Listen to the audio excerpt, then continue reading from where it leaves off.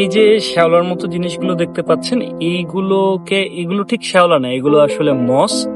মস হচ্ছে এক ধরনের উদ্ভিদ, এটা ব্রায়োফাইটা প্রজাতির অন্তর্ভুক্ত।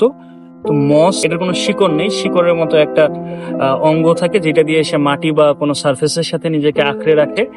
এবং মস কি করে, মস আমাদের প্রকৃতিতে কিন্তু খুবই গুরুত্বপূর্ণ ভূমিকা রাখে। মস বিপুল পরিমাণে অক্সিজেন উৎপাদন করে। মস হচ্ছে আর্দ্রতা ধরে রাখে, আর্দ্রতা ধরে রাখার কারণে মাটির পুষ্টিগুণ কিন্তু বজায় থাকে এবং অন্যান্য উদ্ভিদ বেঁচে থাকতে পারে।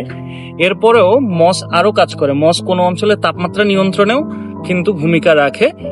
এর বাইরে মস যেটা করে, মস প্রচুর ক্ষুদ্র ক্ষুদ্র প্রাণকে আশ্রয় দেয় এবং তাদেরকে খাবার দেয়। মসকে অনেক ছোট ছোট প্রাণী খাবার হিসেবে গ্রহণ করে এবং আশ্রয় হিসেবে গ্রহণ করে।